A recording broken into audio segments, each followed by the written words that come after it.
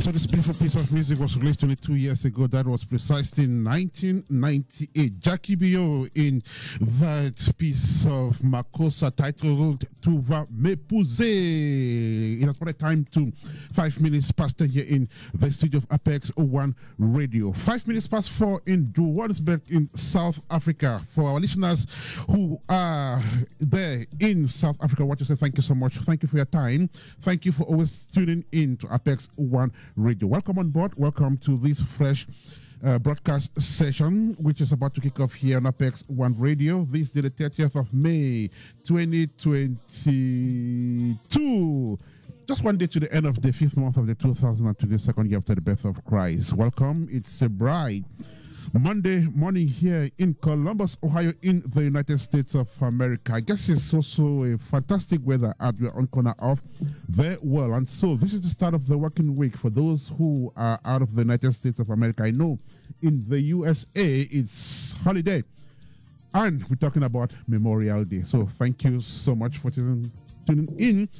My name is Ernest Kanjo. Maxwell Ajit is in Germany. He is our producer. He is controlling us digitally from that end. The entire Apex One Radio team is monitoring these broadcasts. And so we're going to have the second edition of, not the second edition, but another edition of Apex Talk, but episode 2 of domestic violence, which is a topic we started last week, and definitely going to have 2 more conversations on this topic. Then that will be the end of it. We'll probably come back when the need arises. We are hoping that those abuse stories, will not come up again, so that we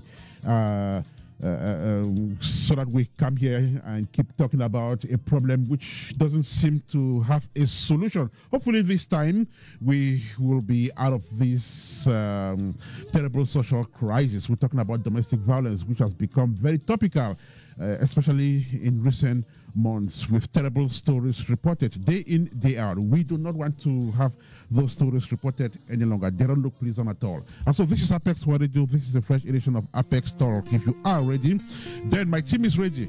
Let's go.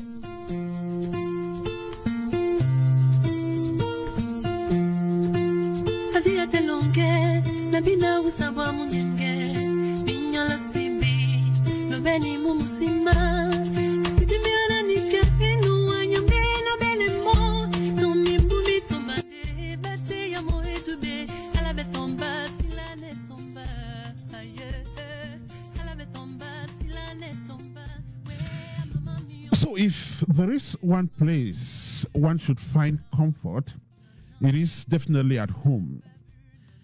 A worker whose job comes with a lot of stress understands this thesis better. Imagine a tedious day at work, worked up, so worked up indeed, bossed around and probably scolded for not doing something or for doing it wrongly, being wrapped into a distasteful workplace conflict, receiving a query or a fact finder. Stressful, isn't it? Now, what is the next place that comes to your mind when you have such a difficult day? Home, of course. Home is the answer. It is at home that you will find a therapy for the stressful day at work. Little doubt that close down time is always the best moment for those who work. After a tortuous day at work, home is just a place to go and have a well-deserved rest. And so home is relieving. Home is comforting. This is sweet home, home sweet home. Now, this is the ideal situation. Otherwise, this is what has to be as an ideal situation. This is what home needs to be. But come to think of home that is not accommodating. Come to think of home that is scary. Home that is fierce. Home that is far from being comfortable. Come to think of home that is more of a physical battleground. Home that is infested by verbal violence. Home that is a replica of a jungle. Home where there is deafening noise continuously, and this noise drowns the silence of peace. Home that is dreaded. This is the kind of home that has fanned the flames of one of society's most dreaded vices. We're talking about domestic violence. Domestic violence that has been around for a long time. It is not a thing of today. In the past, we would think that domestic violence was perpetrated because there were no structures put in place to fight it, including education. So, a man, out of sheer belief that he was the authority at home, would spank his wife and expect the latter to thank him for doing so. His counterpart would insult his wife and expect her to swallow it. Very bad. Another man would force his heavily pregnant spouse to prepare food, clean the house, put the child on the back, trek for kilometers to the farm, cultivate, return home, prepare dinner, bathe the children, and repeat these exercises throughout the week, throughout the month, throughout the year. He would be praised for being a real man. Well, a real man indeed. At that time, it was justified under the basis of customary laws, and the term domestic violence was non-existent. Well, times have changed. The world has evolved. Many more people, especially women, have been formally or informally educated. There has been a rapid growth of civil society organizations over the past 2 decades. The world has come to terms that what used to be mere exercise of God-given or nature-given authority is in reality domestic violence. At school, as well as within the civil society movement, domestic violence has been a topic of discussion, sensitization, and what have you. Even the mass media and new or social media have educated people to know that domestic violence is bad. Men are more conscious. Women who perpetrate domestic violence on their part are being reminded of the negative impact it has. Awareness is huge. We cannot deny that. However, as the world gets more educated and civilized, The prevalence of domestic violence continues to rise. This leaves us with the question of whether efforts, strategies, moves, projects to reduce or eradicate domestic violence are just a waste of time. That is a big question. The graphic images of murdered women and men who committed suicide after taking their spouses or bringing them to the Western world have not scared perpetrators of domestic violence. Rather, it has led to similar incidents. The stories are many. A woman happily joins her husband abroad. 2 years down the road, they are seen killing themselves and leaving the children behind. A woman flies her husband to the United States. The man impregnates his mother-in-law. The wife skips from the 28th floor of a skyscraper, crashes on the floor. A woman is repeatedly being assaulted by her husband. She dies sometime later from the constant beatings. These examples are many. Now, when children see or experience violence perpetrated by their parents at home, they might end up being perpetrators of abuse themselves when they grow up in their own homes. What is the role of involved parenting in this? What is the role of communication in this? Could works of art, such as poetry, for instance, be an effective way of driving the domestic violence message across? Now, as the world continues to fight against this social ill, we bring you the second edition or second episode of Down with Domestic Violence on Apex One Radio, and we look at some of these things. In today's edition of the show, we will be looking at the role of parenting in domestic violence and just how communication can be vital in solving this problem. Then we'll also look at how the works of art could contribute to pass on the domestic violence message. So these are some of the things we'll be looking at in today's edition of the show. Our guests are well-selected experts in this domain. We have Soul Angel, who is a marriage counselor. She's been on Apex One Radio before, but this time she comes to talk about domestic violence. Then we have Victorine Mbangshu. She is an involved parenting conversationalist.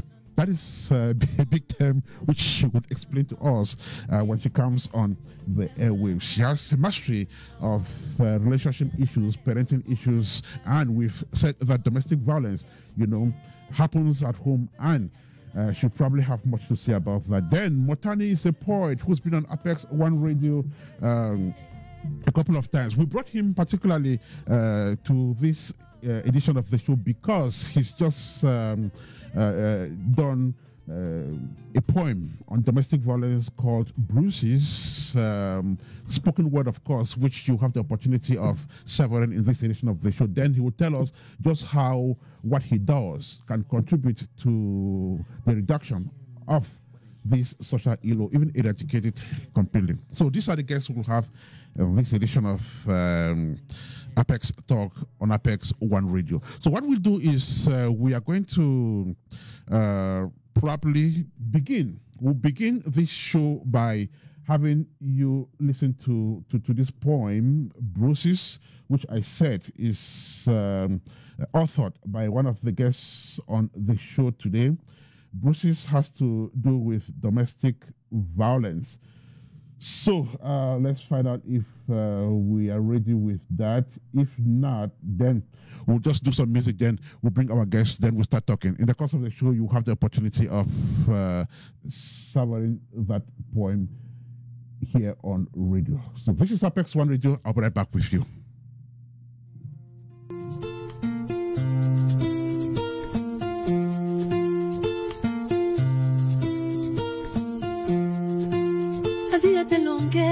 Nabina usawa munyenge Binyala sibi Lobeni mumusima Sidimiana nika Inu wanyombe na bele mo Tomi mbumi tombande Bati ya moe tube Alabe tomba silane tomba Aye Alabe tomba silane tomba We mama miyomba We mama n'a pas vu Non, non, non Maman ne l'a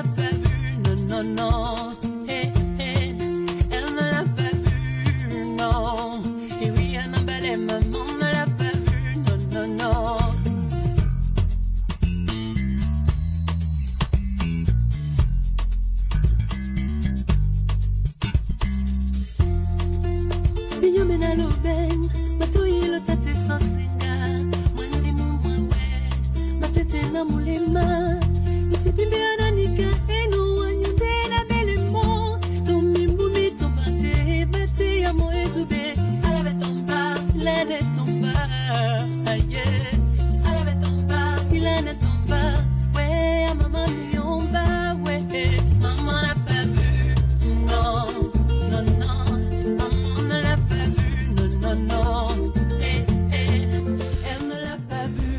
All right, so we're not going to listen to that piece of music in its entirety. Time for us to bring our guests on the show so we can start talking about this social ill that is clipping the wings of the world. Now, so it's time to bring our guests so the conversation can start. First is Soul Angel. She is a marriage counselor. I've said that she's been on Apex One Radio before. She now joins us today on this special show. So, Angel, good morning. Welcome to the program. How are you today?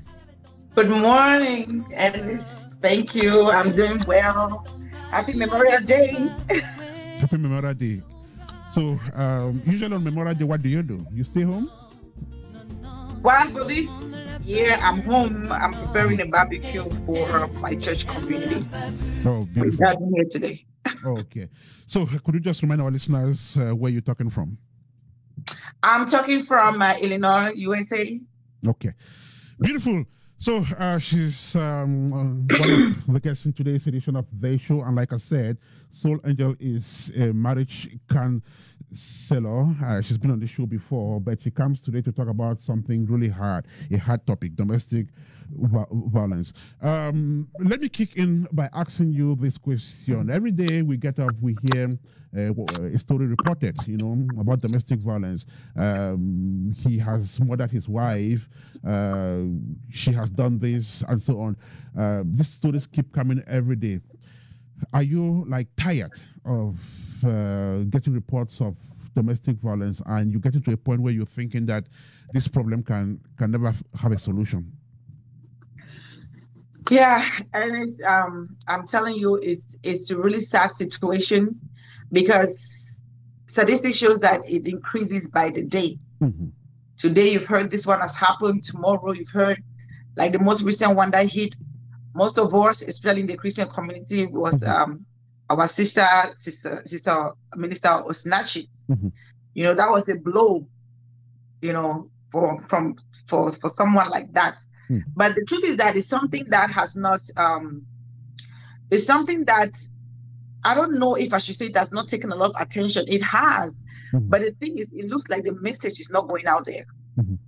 So I don't know. I'm really really tired of this thing going on and on every time. And the question remains why the victims stay in there. That is what we still can't understand. Mm-hmm. I don't know. Like I was saying, I started a series too on my show about that. Mm-hmm. I think we need more sensitization to both the men and the women. But the thing is that it should start from the root. Mm-hmm. Because it's really something that if we keep going on like this, it's never going to stop. I don't know how we should do that, but I think that everybody, we have to put our hands on deck. Mm-hmm. More sensitization, more education on that. Yeah, especially in the African community. More sensitization, more education. We need to put our hands on deck. I'll come back to you. We have much to talk about today. And now joining us is an artist who has put his voice on this topic as well. Motani is his name. Welcome to the show. Thank you so much, Ernest. It's a pleasure to be with you this afternoon. How are you today? I'm doing great. And how are you? I'm good. Thank you so much. Now, like I said, I brought you to this program so you can talk about how you use poetry to tackle this social ill. But let me ask you this question. Do you always react to happenings like this? Like each time there is something that happens, something that shocks the world, it pushes you to write a poem. Do you always write poems to things that happen and shock the world? I will say it depends on the issue because I have issues that I tackle when it comes to my poetry. Most times, since one of the goals of the poetry I do is to sensitize the community and also to somehow bring light to the social ills that we have. If there's anything that shocks the world and it's about social ills, about what we do, then definitely I'm always inspired to write. Sometimes just a line, and sometimes I write a whole lot. Right. That's great. Well, we'll come back to you. Stay with us while our next guest is preparing to join us. Let me go back to Soul Angel. It's true you've been on this platform before, but there are some people who are coming across you for the first time, and I would like you to remind them about who you are and what motivated you to become a marriage counselor. Thank you, Ernest. My name is Soul Angel. I'm the host of the Blissful Couples Corner show, which is a show about marriage, relationships, counseling. In that show, we talk about all the flavors and splendors of marriage, ups and downs, trying to advise, give some tips, give some ideas on how people can make their marriages better, or on how they can tackle issues in their marriages, because there are a lot of things that happen in marriages. We see these marriages outside, they're all looking good, but every marriage, as I always say, has a challenge. There is no perfect marriage. So the difference comes only in how you manage your own. Yeah. So what motivated me to become a marriage coach is when I was growing up, I realized that it was something inbuilt, because when my friends had problems with their relationship, they'll ask me advice and I give them. Most of the time what I tell them is what will help them out.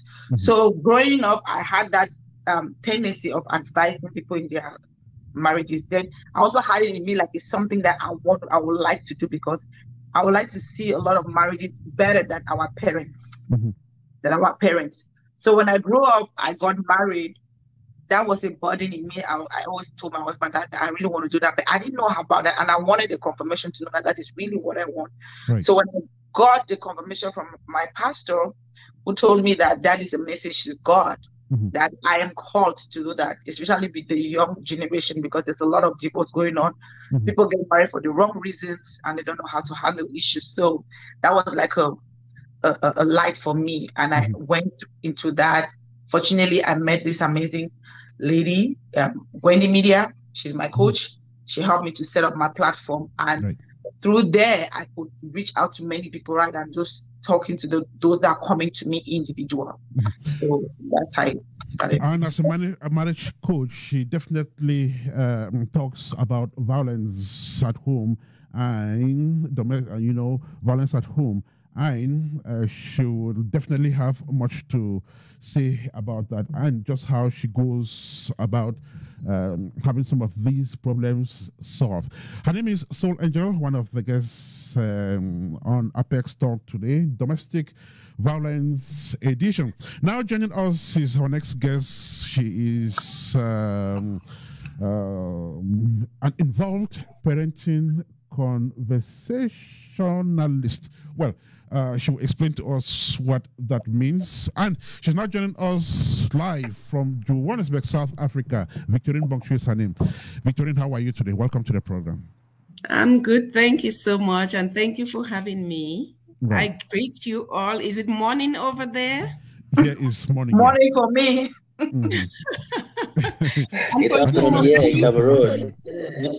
Oh, you and I, we are in the afternoon. Okay, so good afternoon to you too. Do I need to introduce myself?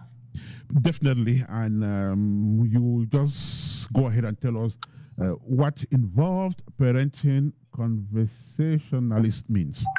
I love it when you're twisting your tongue, hey? It's a tongue twisting word, of course. Yeah, I love that. So what happened in my life is that I'm an author of 4 published books, actually 5 books, but 4 published. And am I still in the show? Sure, you are. Go ahead. Oh, okay. Okay. And I am married to a Cameroonian. I'm a Cameroonian by origin, even though we are now South Africans. I stay in Johannesburg in South Africa. But the reason why I became an involved parenting conversationalist is that when I got pregnant for my first child, life was good. I looked forward to becoming a mother. But then I gave birth to a boy. I could say, unfortunately for me, I gave birth to a boy. And the reason I use the word unfortunate is that, boys are playful, boys are jumpy, they skip, they jump, they break heads, they break legs. And what happened to me was I realized that, number one, shortly after the birth of my son, I started losing friends.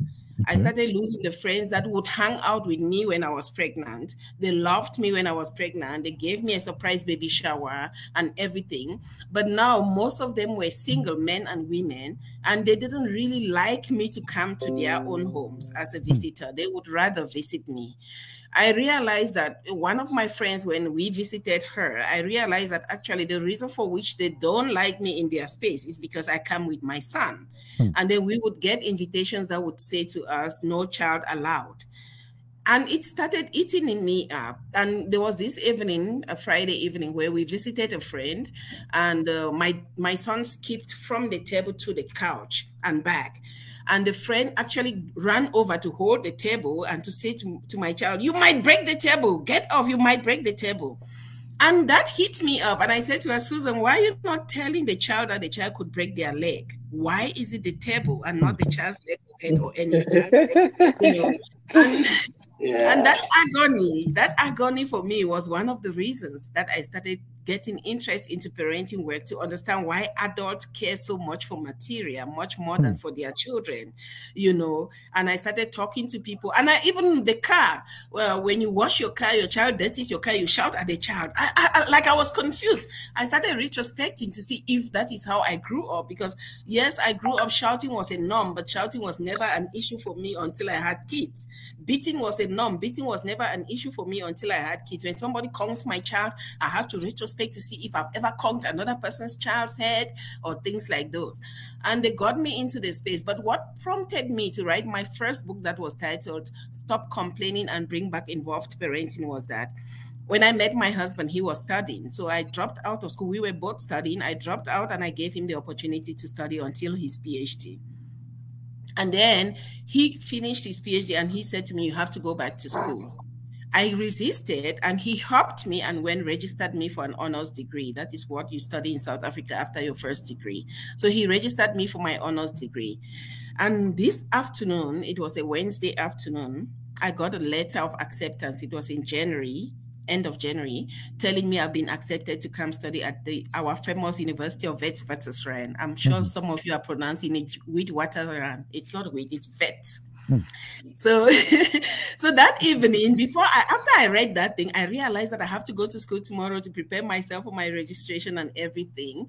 But before I went to bed, I had to make sure that the children's lunch boxes were packed, their uniforms were arranged, the kitchen door was closed, the windows were locked, the curtains are pulled together, the lights are switched off.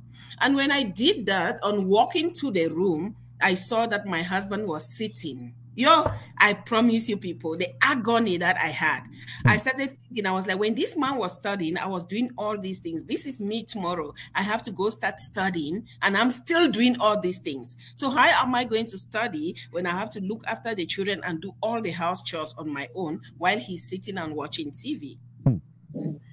And I went into the room and I said, I'm going to write a book to educate young girls, to say to them, please study to the end, study to maximum before you get married and have children, because once you get married and have children, your husband will never be there for you, and you will be inviting depression because you will be very unhappy.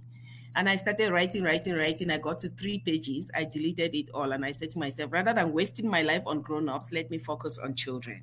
Okay. So that is how I found myself in the involved parenting space, where my passion is to work. Even though I work with parents, my goal is actually children. Wow. Involved parenting specialist Victorine Bongshu is her name. She's speaking live from Johannesburg. She just kicked off this show with us with a story that pricks the mind. I'm just going to have all of us look into this term domestic, because in my editorial I tried to link domestic to home. Yet I said the home is the place where you find comfort. If you don't find comfort at home, I don't know where else you can find comfort. It's always been said home is sweet. Now, how come home has suddenly become a dreaded place?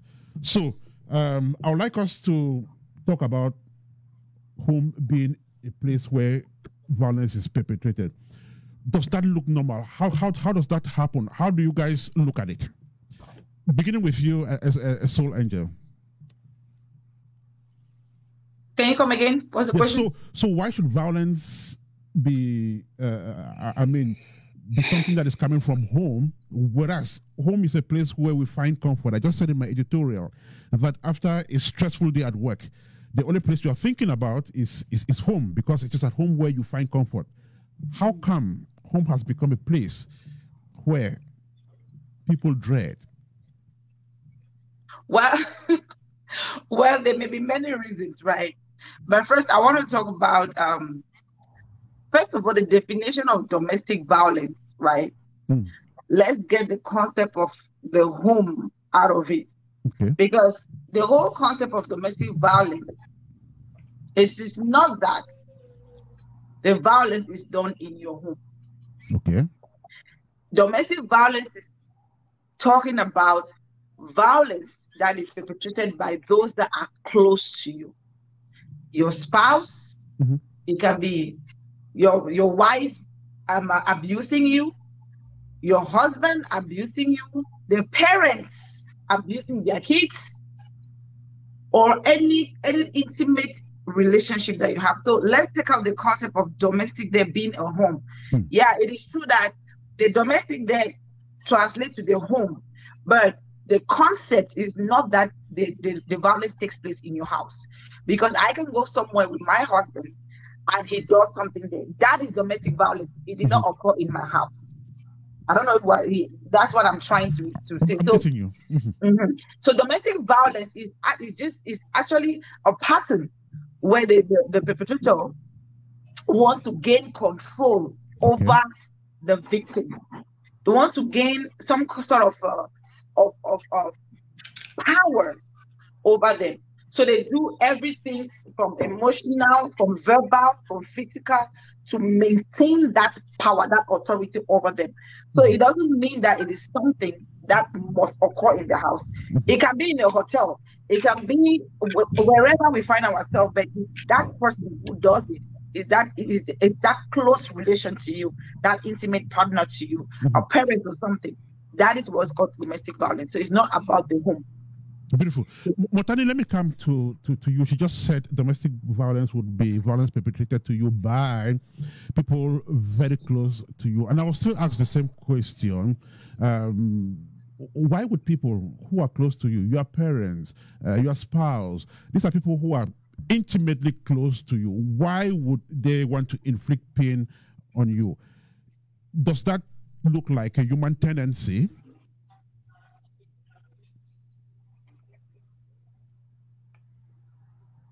I don't know if you can if you can get us. Can you hear us? Can you hear us? No, I can't. Okay, can you hear me now? I can't get you. I can't get you. Okay. It's breaking. Well, it's breaking. Your speech is breaking. Okay, while you adjust your sound, let me find out if Victorine can hear us. Victorine, can you hear us? Yes, I can hear you. Okay, so while he adjusts his sound, I'll just put the question to you as well. Why would it come from people who are so close to you? Blood relations. Why should violence come from such people? Yeah, I think for me this topic is very timely because the entire week, like I said to you on, I think it was Saturday when you called to book me for this, or Friday, I said to you, domestic violence is caused by many things, but the number one factor is communication or the lack of it, you know. the people that you spend a lot of your time with are the people that you communicate with a lot as well. It could be your colleagues, like my sister has said there. It could be your family relation, which could span from grandparents to great-grandchildren.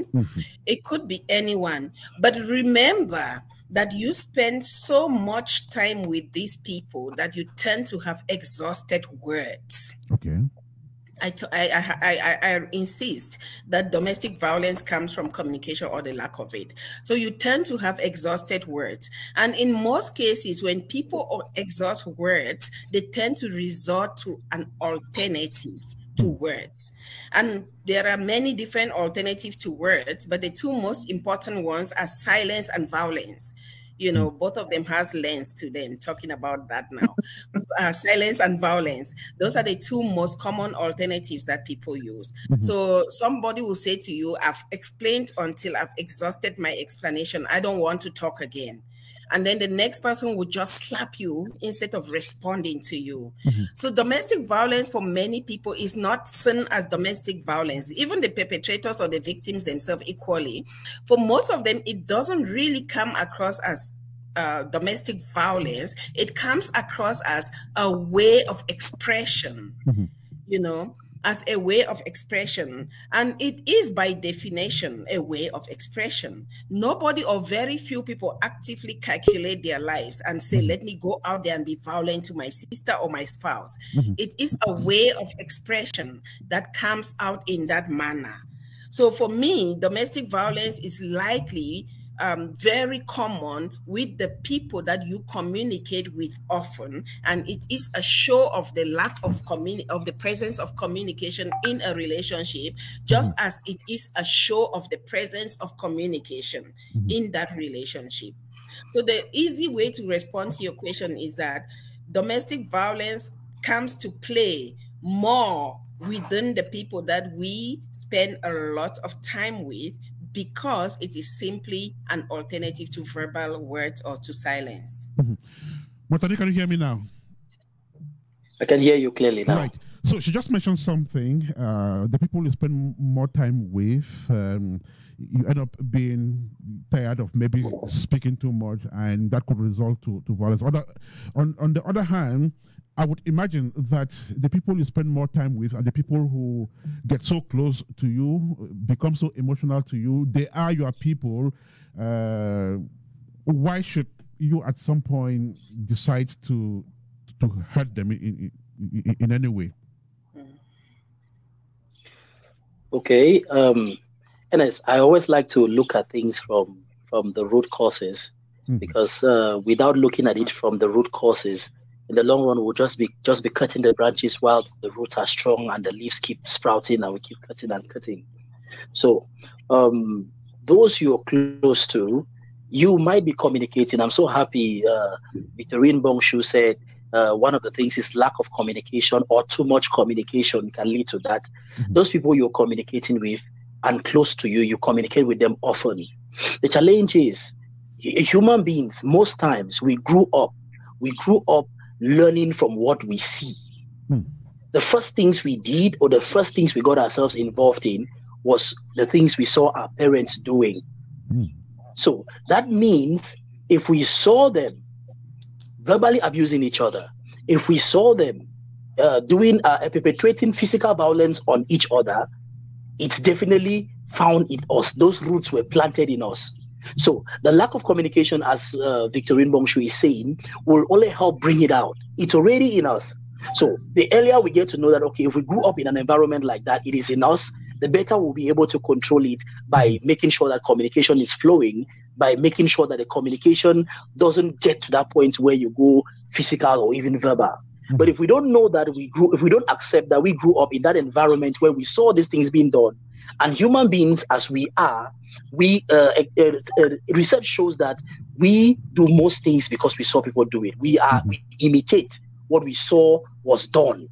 So we have to agree that, okay, if I really saw this being done, if I was involved in a home that had this, then I have threats of domestic violence in me. Then from that point now, you can now look for a way to make sure that that person that you cherish so much You don't get to the point where you violate them. You don't get to the point where you go physical with them. Beautiful. Now, let me get back to the marriage counselor and to say that even when there is communication, there is bound to be conflict. Now, take a case where there is communication. This couple understand themselves so well, they love each other. Then one of them goes out and engages in an extramarital affair, and it becomes a problem of cheating. Then domestic violence sets in. Would that not be communication that has characterized the relationship, yet it hasn't, helped to stop any domestic violence?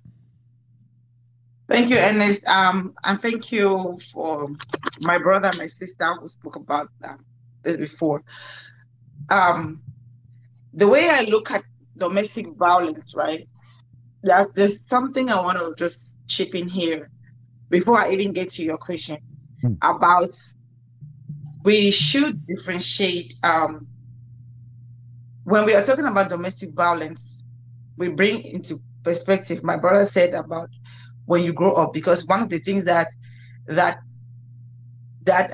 studies have found that people that indulge in domestic violence were exposed to is traumatic childhood, the sole domestic violence when they were growing up, some psychiatric issues and stuff like that. Now, there is a difference when it comes to communication in marriage, right? Like the question you just asked me, let me just go there. That somebody cheated on this partner and they discovered it, obviously there will be argument, right? Now, communication can solve that problem without getting physical. But this is where the issue is. That's why the research shows that domestic violence is a matter of choice. It is the perpetrator chooses to do that, because there are millions of ways outside that you can solve a problem. Let me say, you have cheated. And of course, it is my duty to be heard and to confront you on that. And you don't expect me to come in a nice way and say that.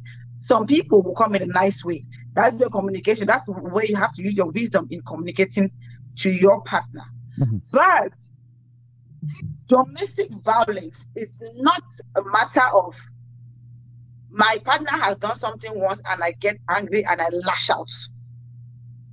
Domestic violence is somebody, a perpetrator of domestic violence is someone that constantly does that thing, that act, without any reason. Because in Africa, we are talking about our setting in Africa right now.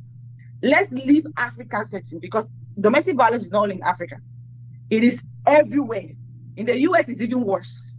Statistics have shown that 1 out of 3 women are being abused.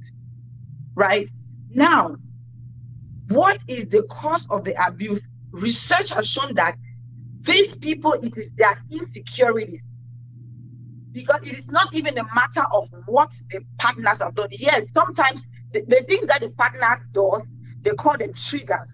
What triggers them sometimes is like people with their mental health issues. They have triggers. When they see certain things, they become, it triggers them to react in a certain way. So, offenders of domestic violence, they have triggers. But those triggers are not the things that cause them to do domestic, to do the act that they are doing. It's a decision that they take, because there is a cycle. It is different from me and my husband having a problem and I run my mouth. Because we know ourselves now.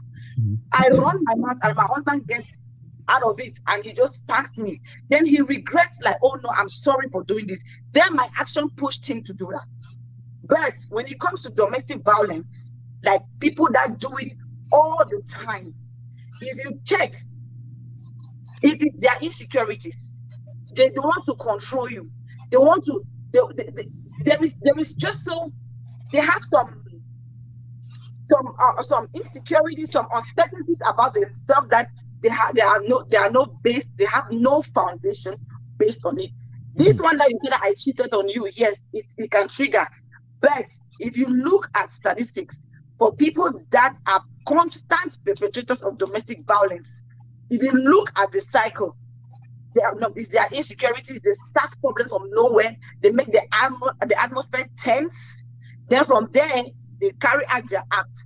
After that, they come to you with so much apologies, then they promise everything that they're going to do to stop it. But the cycle repeats.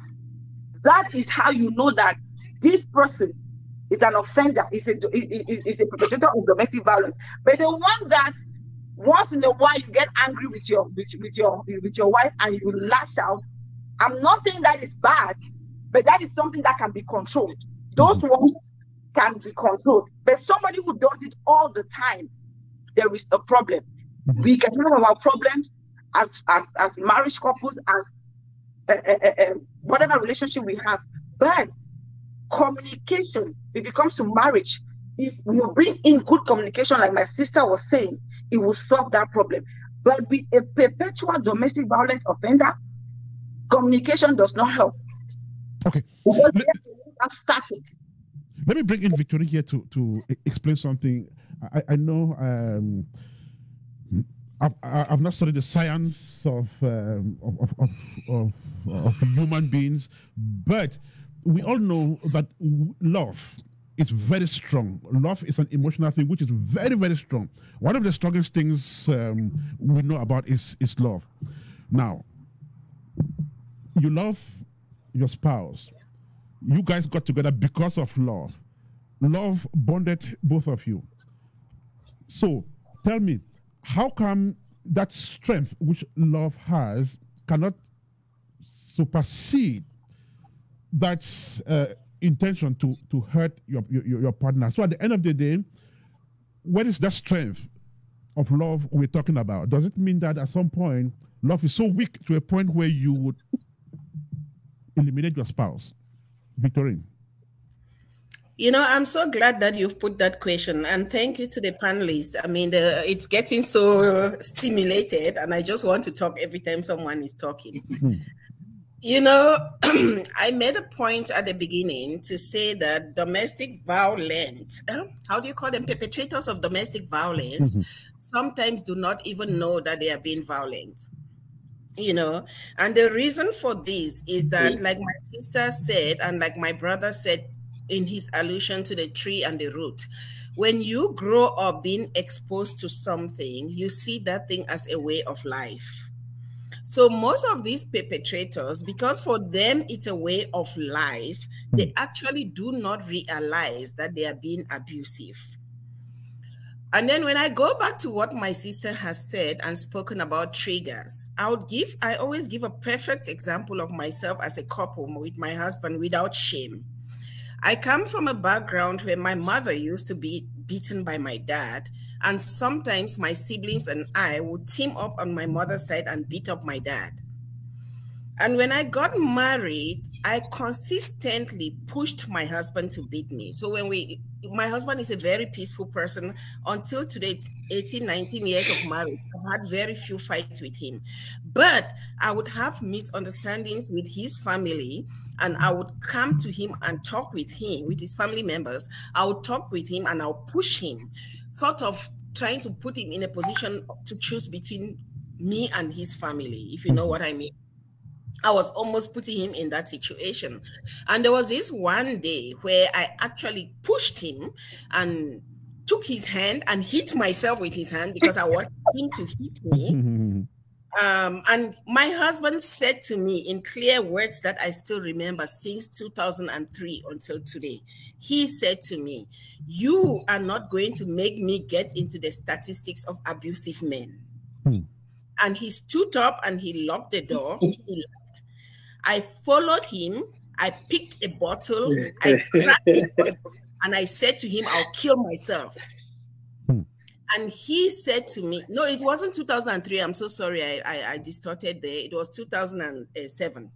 And he said to me, "If you kill yourself, I'm going to marry another woman who will raise your 2 children."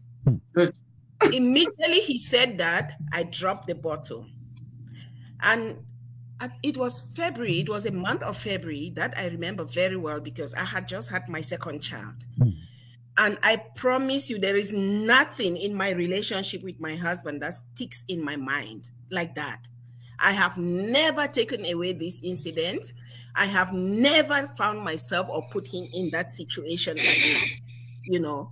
But I want to just use my example to dispute the fact that your environment is not one of the biggest factors that makes you a victim of domestic, a perpetrator of domestic violence. Because my situation was combated by my partner. And you can call the conversation or the things that he told me, you can call it communication or lack of communication, but he's the worst communicator I've ever met in my life because he's a man of few words. But those words have stuck with me. So I dispute that because in the relationship, and it goes back to the factor of love, Ernest, in the relationship, he loved me so much that he corrected that part of me, you know. He corrected it by not fighting back. If he had fought back, we would have been in a violent relationship today. Exactly. So you can, as a victim, you can make a choice of either stay in that relationship and correct the perpetrator, or you move away, be it your parent or be it your own child. You have that power as an individual to make that choice. Yeah. And this is not to say that victims are usually people who do not have the power. This is to say that victims should be educated so much that they should know their role in domestic violence. Yeah. Because domestic violence, one of my biggest arguments is that domestic violence victims are not innocent. The victims are not innocent. They have a role that they had played to either attract the violence or sustain the violence. They have played a role. So are we going to focus and only look at the victim, the perpetrators, or are we going to also empower the victims? I throw that to you. That is $1 million question, and that is very important.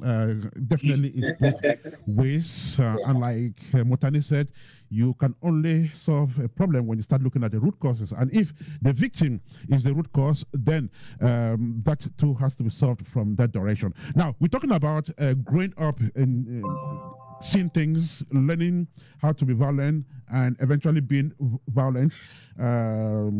He did a poem which relates to that. I want us to listen to that poem. Then we go from there. He will tell us what exactly he's trying to vehicle across as message. Then we'll talk about it. So if you have your screens, it will be good for you to watch it as well. So Motani, I'll probably have to have you do it while we watch the images. Is that okay for you? I don't know if you can hear me. Can you hear me? That's very okay. All right, beautiful. So it's yes, titled I can hear you. Bruises. Before we go to that, when did you write this poem?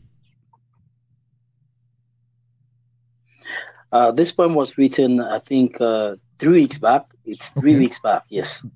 On my way to work. I was triggered by what happens to Osinachi, and there's so much anger that has been venting out here in Bamenda, Cameroon. The ladies have been so wild and so vocal about domestic violence. So I said, as a poet, let me just talk about it. So I spoke with a few people who gave their perspective, those who have been victims and those who have been perpetrators of the gender-based violence. So after talking with them and getting their stories, I said, okay, I got permission from them, and then I had to write something that engulfs all their stories. Beautiful. So we are ready to listen to you deliver that poem right here while we watch our screens. You ready to go? We're ready to go. Let's go.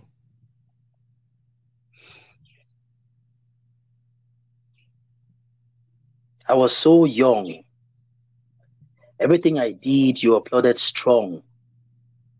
When I hit you, when I hit my brother, you applauded and said my limbs were developing well. I was being and becoming the man. When I talked carelessly to Papa, to my sister, to you, you applauded and said I was developing my vocals. I was standing up for myself. Every time, every single time, you attributed my aggressiveness to na small pikin. You know, sabi wetin they do, but who began to teach me the correct thing for do?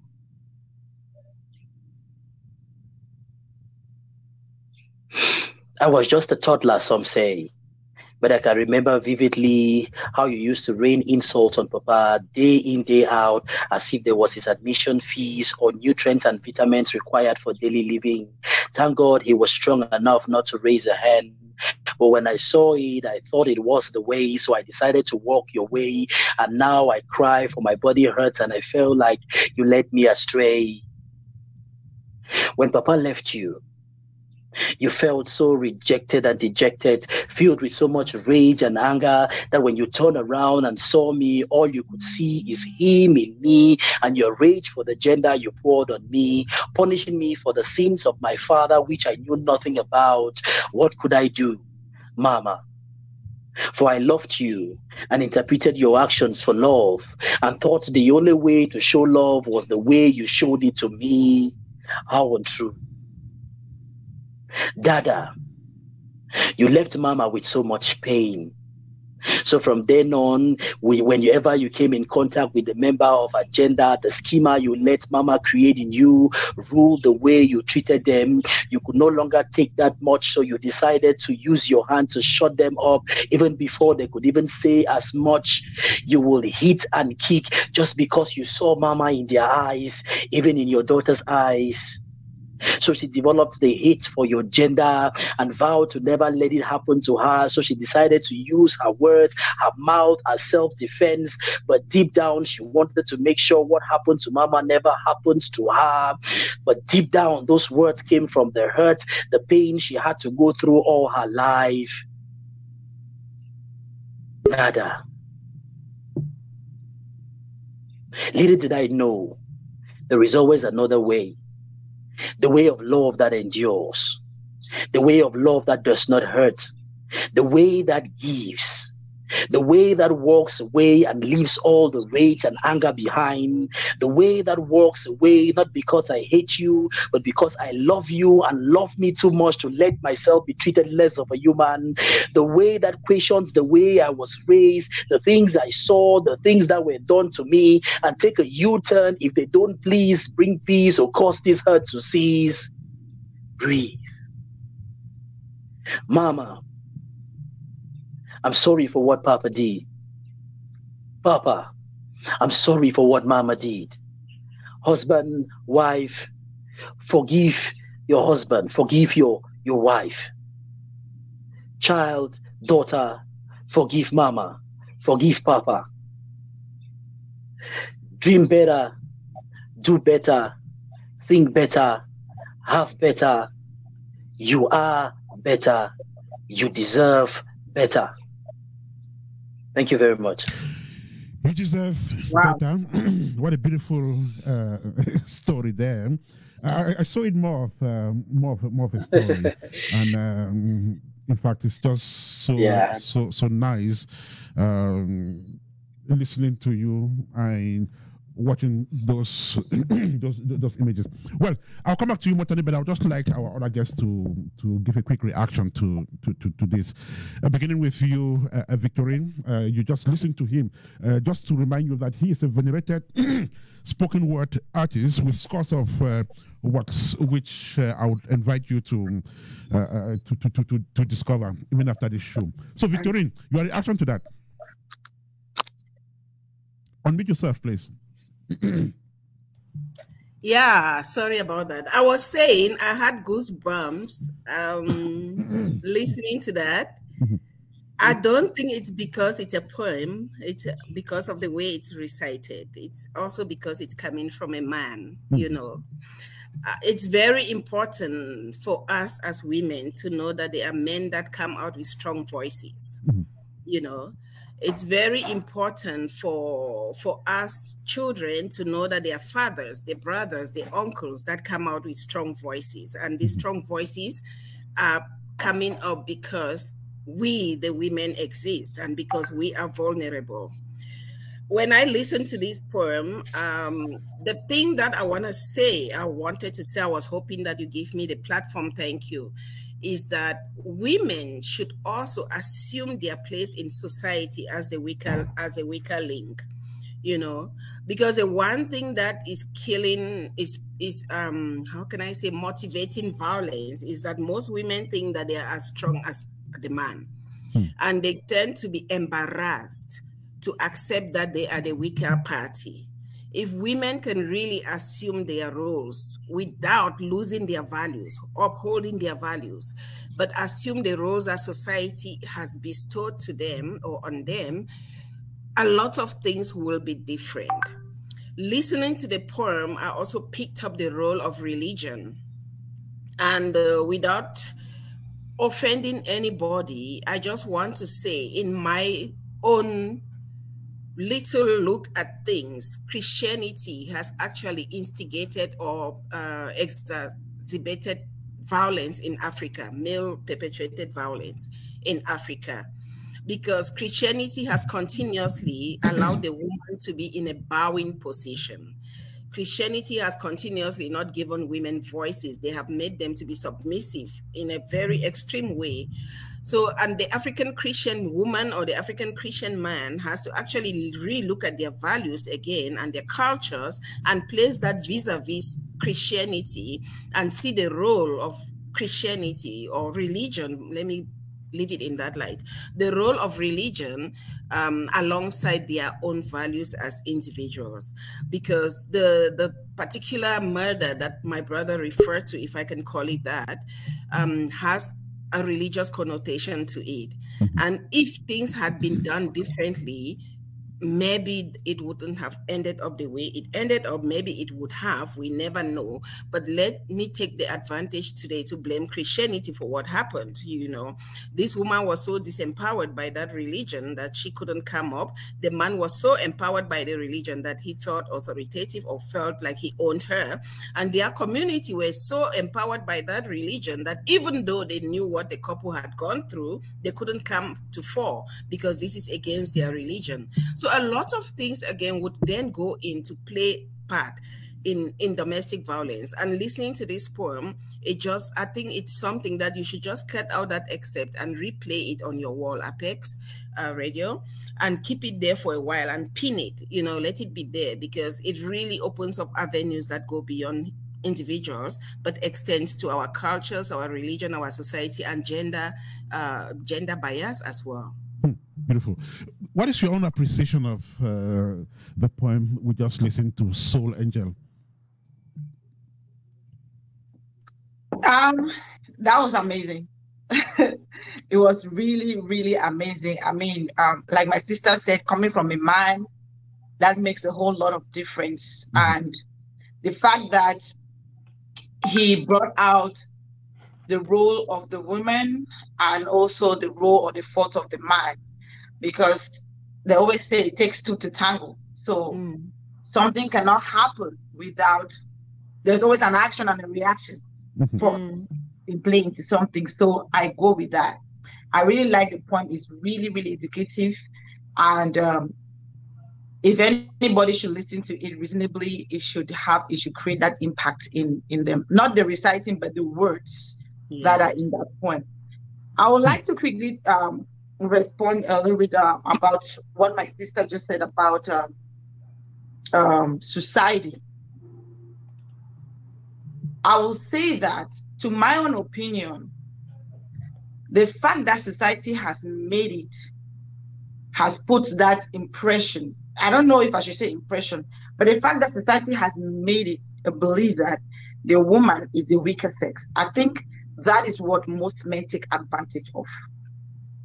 Being the weaker sex, they are the ones, they want to get control, authority over them. When God created a woman, yes, the Bible says the man is the head, the man is the authority. When God created a woman, he said, I am making you a helpmate. I am not making you, he did not say, I am making you a slave. I am making you a child. I am making you a weaker person. He said, I am making you a helpmate. One that will be of your kind, bone of your bone. Okay, so if society can understand that it is not about authority, it is not about a man ruling over a woman, but if they can understand that a man and a woman, they are partners. When you are a partner with somebody, you want to know the person's own side. You want to understand. If you're in business with somebody, for you guys to succeed, both of you have to be on the same page. You have to be on the same page. I don't care what percent. Maybe you have more shares in the business or whatever. But for that business to succeed, both of you have to be on the same page to make sure that business flourish. It's same as relationship. It's same as marriage. There is nothing. I don't agree with that fact that women are weaker sex or whatever, because I think that is where the problem is coming from. Women know their role. They have to understand. A woman is not the same in characteristics like a man. That is a fact that we cannot dispute. But when we keep pushing that thing out there, that women should know their place in society, women should know that they are the weaker vessels. Those are the same things that, especially African men, that were in the Western world, those kind of things, they try to take all those things away. That is why in Africa, this domestic violence that people just sit and just do whatever thing because their wives have said this. No, it doesn't happen here like that, because the men know that what they are doing is wrong, but they want to exercise their authority over a woman. Let you guys be partners, and it's both ways. If you understand that you are partners, then some of these things are going to be eradicated. This thing that society puts out there, no, he's a man. You have to understand that he's a man. Even when the man is doing something wrong to you, you have to understand that he's a man, even when it's something that is not right. That is what we have to start changing that mentality and know that in a relationship, it's partnership. It's not about authority. And number two, talking about the family, the role of the church. That is so crazy, because, like my sister said, they have painted the church like the church. The problem with us today is that we are practicing religion. We are practicing church. We are not practicing Christianity. Because if you are a Christian, if you're a true Christian, you will know what the Bible says when it comes to a man and a woman living together as husband and wife. In Ephesians 5, a woman, it is your duty to respect your husband. You have to respect your husband. That is something you need to do. And a man, you need to love your wife as Christ loved the church and died. If you love somebody like yourself, the Bible says you should love her as you love your own self. So if you are loving that woman as you love your own self, are you going to inflict pain on yourself? That is the question. Now, so we have to really put those things into perspective too. Right. So from what you're saying, Victorine, the problem is not Christianity as a religion. The problem is probably Christians who do not practice Christianity the way it should be practiced. Do I make sense, Victorine? Unmute yourself, please. I'm not sure why I keep muting myself. I'm all alone here. I was saying you make sense, but unfortunately, whether you talk about Christianity or you talk about practicing Christianity, you cannot take away the word Christianity in your statement. Okay. You know, because I really love, I hate doing biblical discussions. It's not in me. I'm sure you know me, Ernest. Sure. But when my sister now goes in and is putting verses in the Bible and talking about how God created man, when you are a helper, you remain a helper. If God said that the woman was a helper, God didn't say the woman should go and be equal. God didn't say equal. God said helper. So let's use the word helper and re-educate women. When you are talking about in the Western world, women being equal, all the violence and domestic whatever originates from those Western worlds. The African woman was treated almost equal like the African man before the infiltration of civilization. Go back and read it. They were queens. They were adored. They were treated differently. So all those, and Christianity comes from the West, by the way. So all those Western infiltration into the culture has actually set a mess in Africa. And if I say a mess, the definition of a mess is a confused state. We live in a confused state where we perpetually want to live in a state where we prove ourselves or we prove each other or things like that, because we are now left confused. I really wouldn't like to be arguing on the Bible, because that is not the word by which I was born, even though I know it. But I feel like an argument of that would just disempower this conversation, because yes, I brought it up and I was talking particularly of that incident of the poem. I was not talking about the society, because there is no less violence in the community where the Bible is being read than in a community where the Quran is being read. You know, we have this everywhere. But if you look at it, there is less violence in a typical African village where civilization has not arrived. You know, there is less violence there. So how come in those places where, yes, women are treated as subordinate, because that is where they belong? I'm a married woman. I've been married for 19 years. And like I said, I had to subdue myself in order to have peace in my own marriage, because at the beginning of the marriage, I had come with my, what is that thing that we read at the University of Boya? Gender studies. I had come with my gender studies. I did gender studies, by the way. I did a double measure. A gender study. So I had gotten into marriage with that perspective, and I found out that that is not working for me. I found out that me trying to be at equal length with my husband in many decisions is not working for me. I even went down on my knees and I begged my husband. I was like, treat me like a woman. And I'm very happy today when I took the role of a woman in the house, when the things reversed and I went back to a woman. I became happier than I was when I wanted to earn the same, spend the same, talk the same, dress the same, do everything like a man.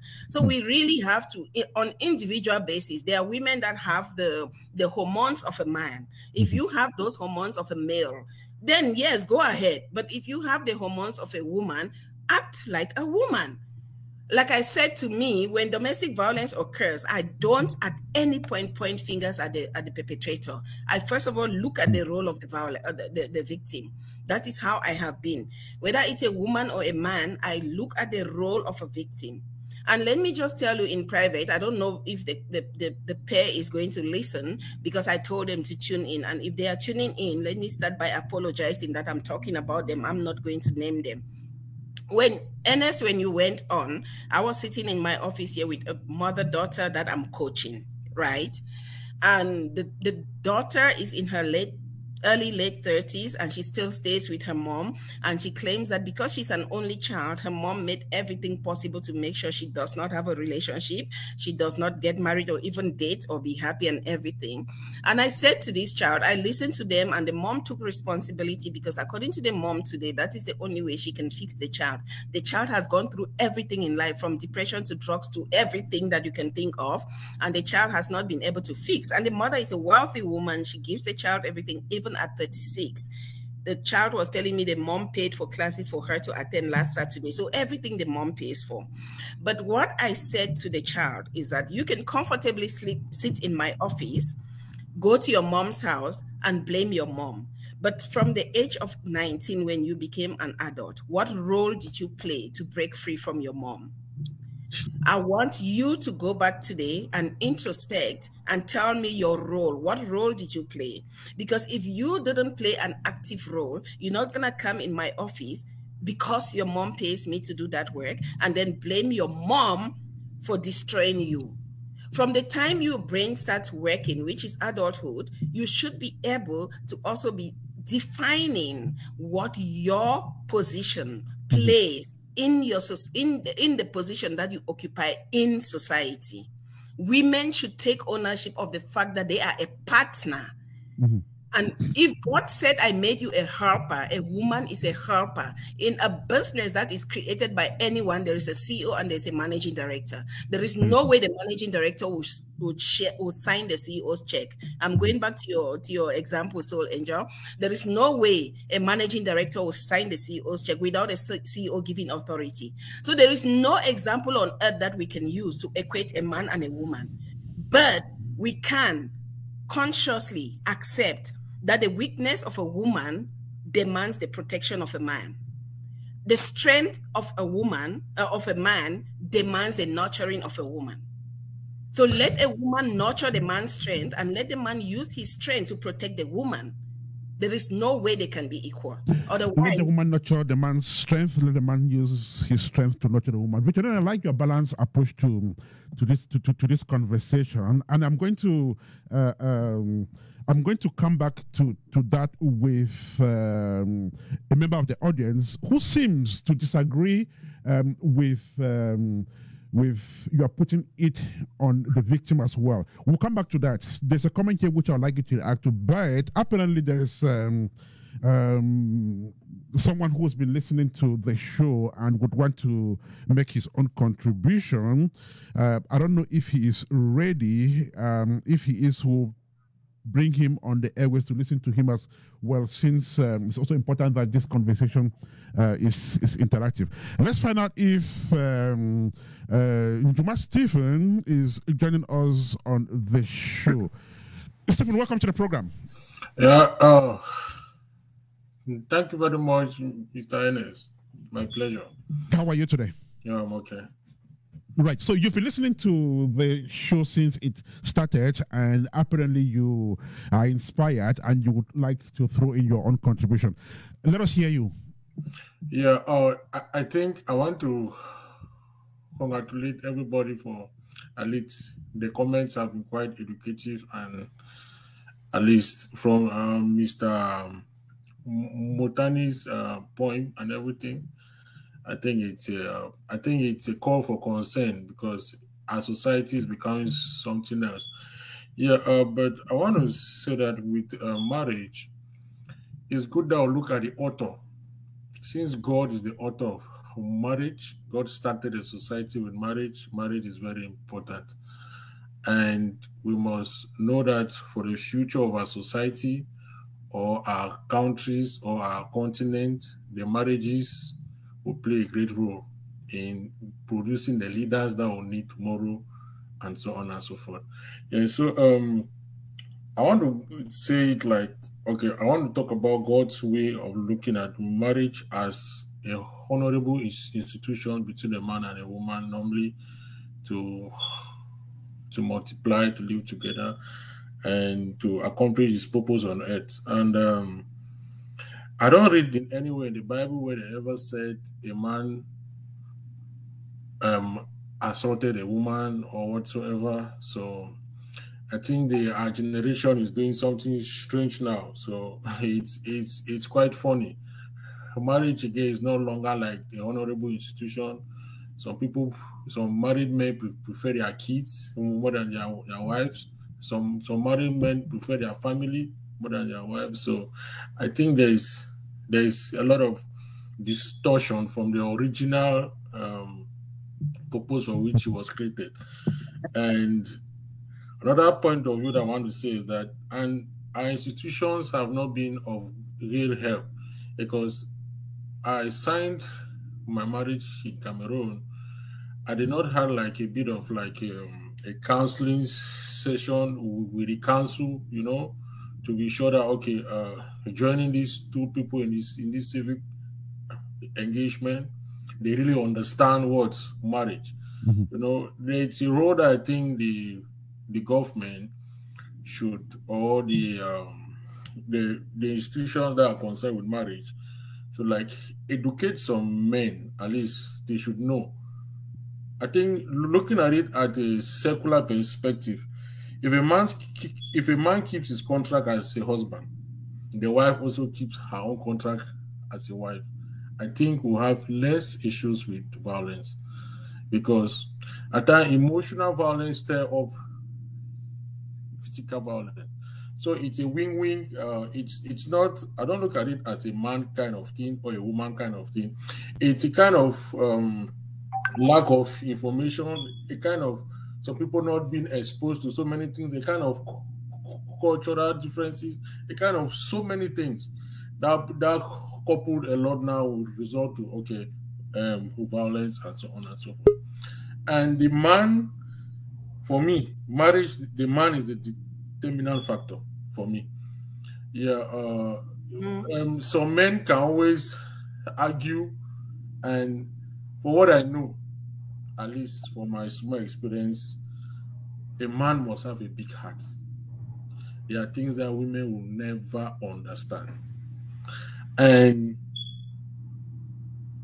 in the law of reconciliation, one person must go down. The man must be ready to go down. Because on the long run, they'll always ask, typical African culture, they'll ask, some papa there for that household. So some man there for that house, then all these things that they happen. You know, it's a bit like that. The man should know that he have the sole responsibility. I mean the sole responsibility for the house to be at peace, for the wife to be truly his helper. I'm not saying that it's very easy, no, but the man should just know that that's how it is. So if he wants to mess up, he should know that he's messing up. It's something that will turn back on his face, you know. So it's something that men must accept their responsibility as men, helping the woman also to accept theirs. I know at times it's difficult. People from different cultures, different backgrounds, you know, and women easily copy things that they meet. Like, for example, if you guys change the culture, maybe from Africa to Europe or Africa to America, the women will pick up what's going on there faster than you. So, and they will want to say, okay, yes, in America, this is how women should be treated. And in Europe, this is how women should be treated. But you know that that's not how you have been trained, you know? So there's this capacity of men to have a large heart to accommodate some of the things of the women and to manage their house. And lastly, I just want to say that marriage is not an agreement per se, it's a covenant. So when you are approaching it, it should be such a way that the man should think of adding value into it, and the woman should think of adding value into it. It's not to say that my point is right, your point is wrong, my point is right. I think if you look at that, it will help us to have better homes in future. Thank you. Wisdom. I guess I spoke a lot of wisdom there. Molanju, I want to thank you so much for your great contribution, which added much value to this conversation. Thank you so much. And hopefully in the next episode, if you are available, you could also stop by and share more of this wisdom, which I guess we really enjoy. And now, Soul Angel, what I picked from what he said is that the man should stand up and take responsibility for whatever thing is happening. So the man should not watch his marriage, you know, collapse and not be able to rescue it.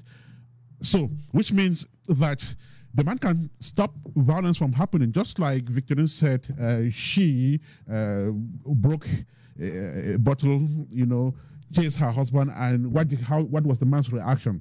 Well, if you drop, I'll get married to another woman who will take care of your children for you, and that was the end of it.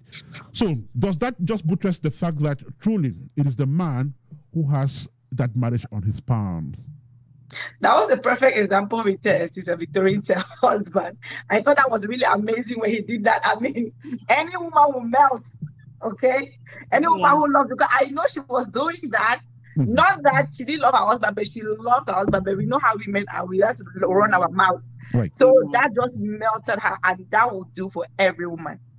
So that was a perfect example. And like our brother said, a man has a lot of like power in a marriage. That is true, right? That is so true, because, like in the case of our sister, if he did not have control, that's what they call self-control, in a positive way, rather than trying to control your wife with your power, with your energy, with your masculinity. That is self-control. He was able to control himself, because most men in his place will not do what he did. They will lash out and it will turn to another thing. So that was a perfect example. A man being in control and making sure that that marriage works. But I want to add that though the man has that control, because most of the time we talk about domestic violence, we are concentrating on the men. on the victims being the women, but we forget that men too are also the victims. But let's say today we are concentrating on the victims who are women, right? The man has that power, has that ability to be able to, you should be able to control yourself. But women, I say it again, women, it is also your part. You also have to play the role of making sure that you do not push. That's why I said that when it comes to domestic violence perpetrators, there are differences. Some are caused by the women that push the men to extreme. Those ones, there you can see that if a man like our sister Victorine's husband, he is not, like he said, I'm not going to be added to that list of those. It is not in him. He had the opportunity, but because at that point he had the choice to get into that book or not to. So that's why I said, if you remember, I said from the beginning that domestic violence is a matter of choice. You choose to do it, but he chose at that time not to indulge in that, which was a win for him. But most men will probably not choose that.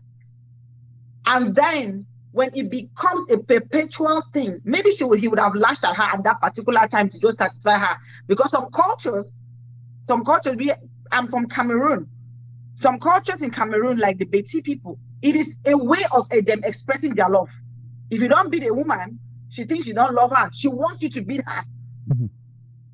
You know, so sometimes we look about, when we're talking about this, domestic violence, we will look into culture and again education. So I agree that to an extent, a man has a role, because when it comes to victims being female, he is the one that can control himself to that point where you can just walk out. Just walk out on her and take some air. Just say something that will scare her, just like our sister's husband did at that time, if you have that kind of woman. But I want to say again to women that don't let that, if you are the one making your husband, to commit that act of domestic violence, you are not doing yourself justice. You are not helping matters. Don't push your husbands to get on the list of domestic violence perpetrators. Beautiful message. Let me quickly go back to the point. There is something which I would like you to tell us. Now, does a poem like Bruises, which we just heard from you, can it be a tool enough? Can it be a tool enough to stop perpetrators of domestic violence? Let's get into a lab. Like you get 5-10 hardcore domestic violence perpetrators in a room. You project this poem, you know, they watch it, they listen to it, the way you present it. Can that have an impact on them, an impact to a point where they would leave that room all repentant?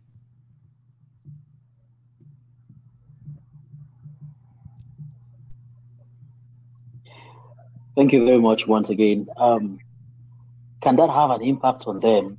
I believe so, because the way the poem was structured, I remember the poem, first of all, it came from a documentary. The idea of the poem came from what happened, and then a documentary on gender-based violence done by my personal coach, Coach Lajo. What I say is, when you look at that poem, you see how the stanzas, each stanza in that poem begins by, first of all, looking at the origin. Children begin by lashing out, and parents appreciate it as their limbs being growing. Girls begin by being so vocal, and we say no, they are developing their vocals. Then moving on to the point where they have grown, and you see them exhibiting the careless talks, see them exhibiting the stretching of their limbs to hit another person from what they learned when they were young. Then why I say that poem will impact those people is, when you look at towards the end of the poem, we are trying to somehow suggest a solution. A solution, because I like what Soul Angel says, it's about choice. It's about choice. But the challenge is till you have been exposed to various scenarios before you can know that there are different choices to what you're doing. So some people have not been exposed and not gotten that exposure, so they don't feel like there is a choice. They feel like there's just one way. So till you've had that exposure before you have that ability to make choice. That's why at the end of the poem, we are saying at the end of the poem that you should know that there is a love that endures, there is a love that sacrifices, there is a love that protects one another, there is a love that walks away and leaves all the rage and anger behind. And there is a love that walks away not because he hates the other person, but because the victim loves himself too much to let themselves be treated less of a human. So it's a poem that engulfs the problem and suggested solutions. So if those 5 people are kept in a room and they are so sincere about themselves and actually they really want to change, I think this poem gives them an opportunity, gives them the awareness that there is another way to handle those situations. There is another way in which you can act to make it better. Beautiful. Let's have a comment from one of the members of the audience and have Victorine react to it. And Lala says, I would argue that it takes 7 times for a survivor to leave an abusive relationship. So, the victim playing a part in the abusive relationship does not make sense. What she's saying is that what I'm trying to interpret is, okay, this is a submissive woman who loves her husband, who respects God, and who respects the fact that a woman should be submissive, and who also respects the fact that you shouldn't just divorce for the sake of it. Now, how would you blame such a woman who wants to stay on and hopes that things will get better someday? Victorine. Yeah, I didn't interpret it like that. When you asked the question originally, without your interpretation, I looked at a child that is so disabled that they don't have control over an abuse coming from a parent, for instance. So I would talk about that of a couple. It's very easy to leave a relationship, but that of a child, it's very, very difficult to, if not impossible, to leave a relationship. So let me answer your question for the couple. If enduring violence is a choice, it is then qualified as a choice that starts from the first experience of violence. So if the 3 of us, the panelists, we look at that, or all of us, including you and even the person posing the question, if we look at a victim being in a relationship as a choice, then there is no reason for them not to endure even the 50th time.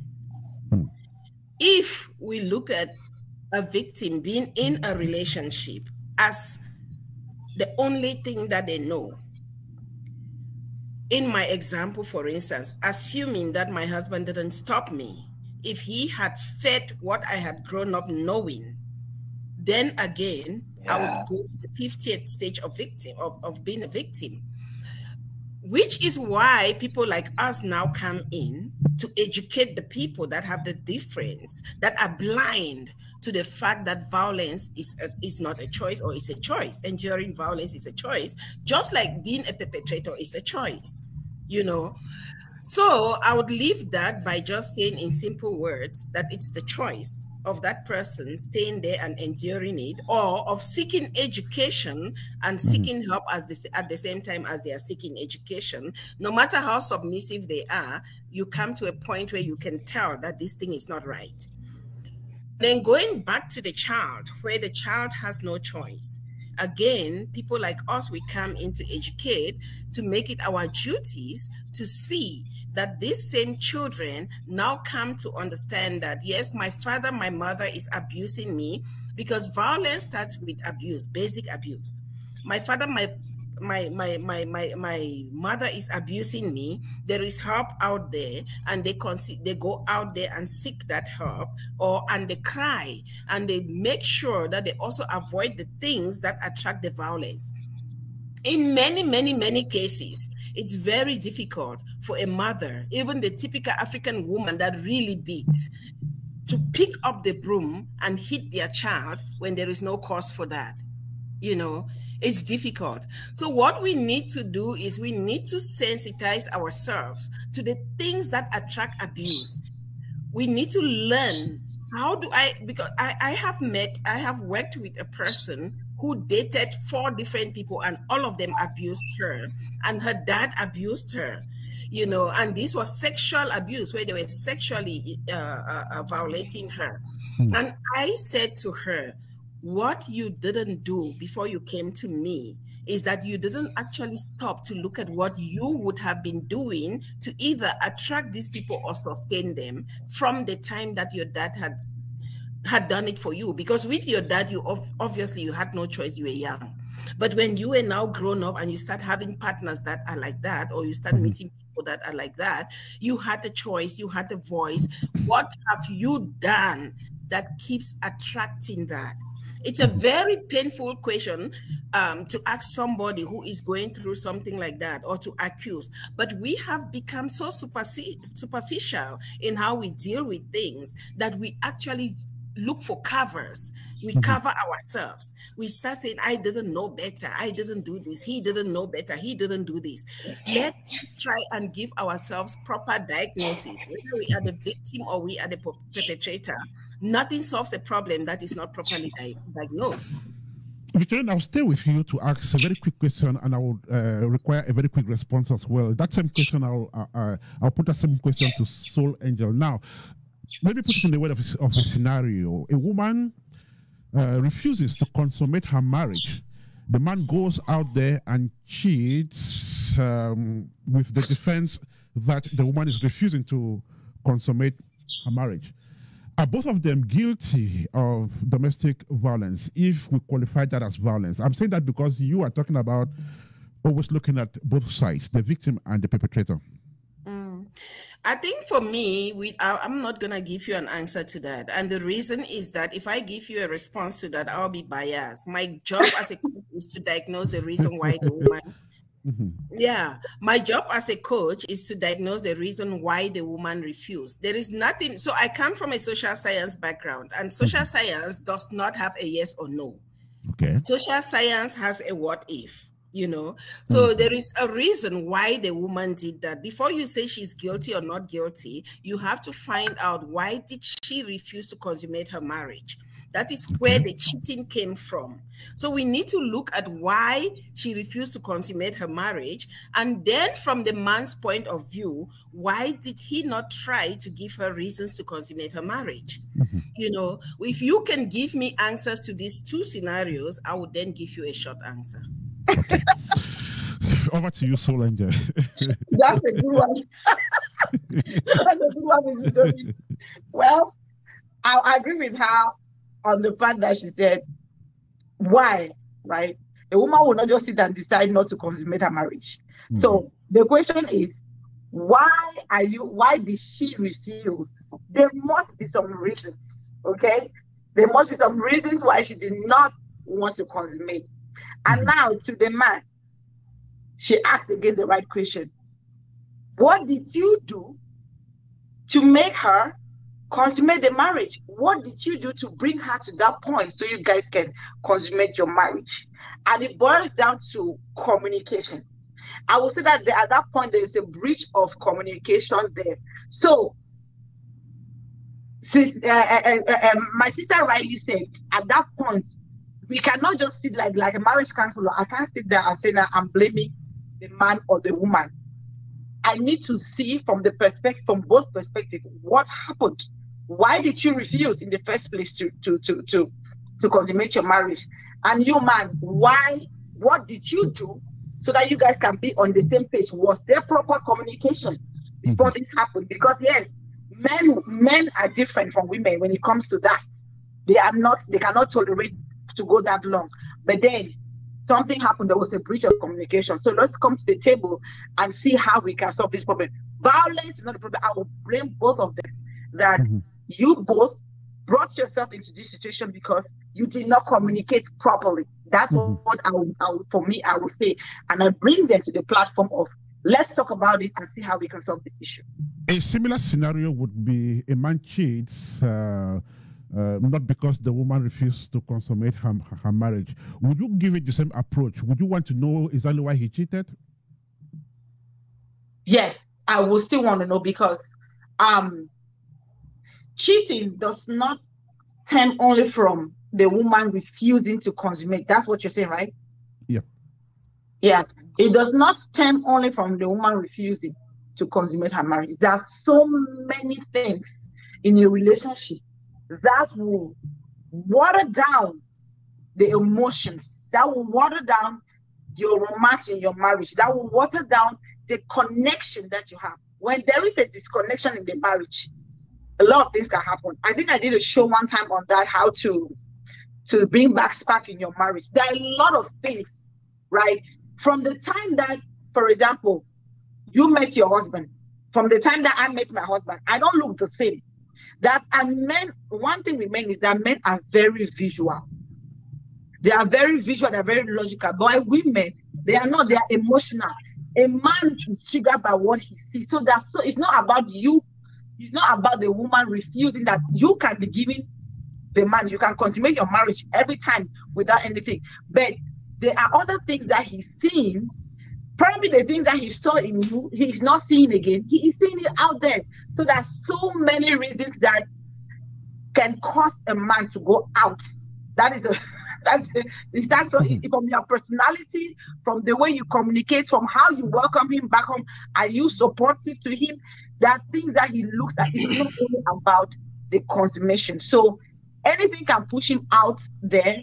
But at the end of the day, I always say, when it comes to marriage, whatever it is, communication can solve the problem than any other thing. It can be something as simple as you are not respecting him. Right. Victorine, some observers say that there is never a good reason for doing a wrong thing. Cheating is wrong.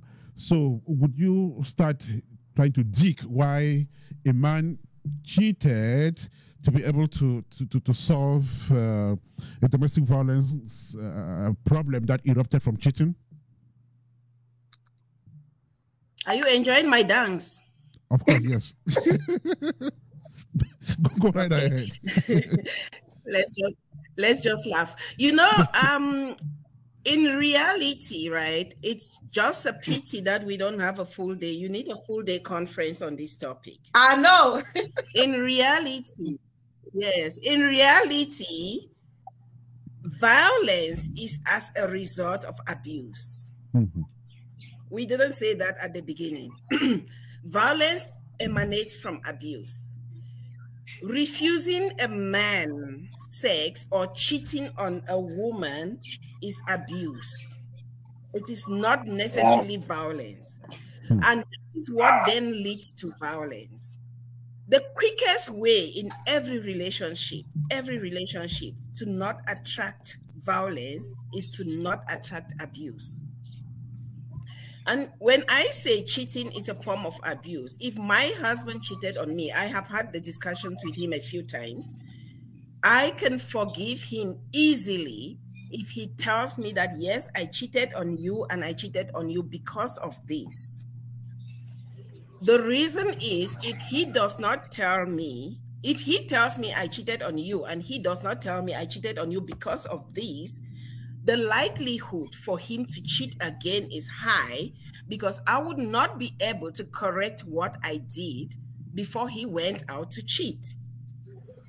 So in everything that we do in a relationship, forget about cheating, everything that we do, where there is challenges, we should always make sure that we look at diagnosis of the cause of the challenges that we are encountering in that relationship.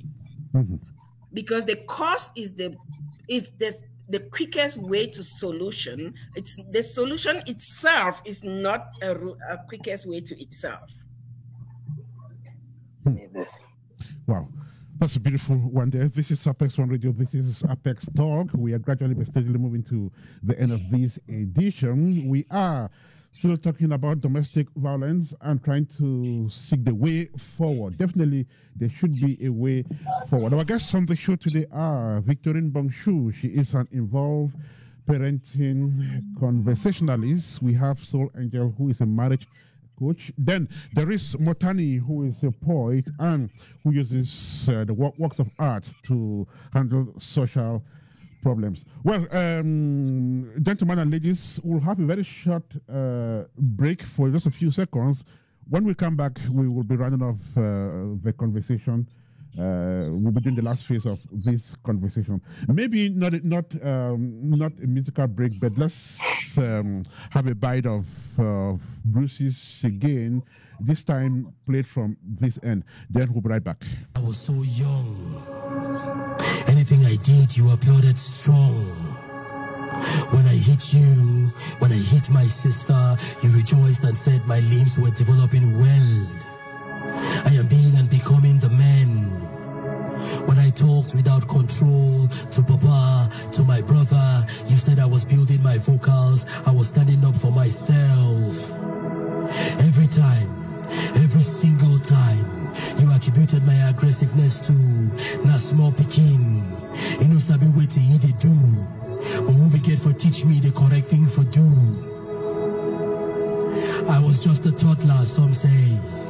But I can remember vividly how you always rain insults on Papa day in, day out, as if it was his admission fees or nutrients and vitamins required for daily living. Thank God he was strong enough not to raise a hand. But when I saw it, I thought it was the way. So I decided to walk the way. And now I cry because my body hurts and I feel like you led me astray. When Papa left you, you felt so dejected and rejected, filled with so much rage and anger, that when you turned around and saw me, all you could see is him in me, and your rage for the gender you poured on me, punishing me for the sins of my father, which I knew nothing about. What could I do, Mama? For I loved you and interpreted your actions for love, and learned the only way to show love was the way you showed it to me. How untrue. Dada, you left Mama in so much pain. So for every member of the gender you came in contact with, the schema you let Mama create in you ruled the way you treated them. You could no longer take that much, so you resolved to using your hand to shut them up before they could say even as much, to the point that whether she spoke or not, you will hit and kick just because you saw Mama in their eyes, even in your daughter's eyes.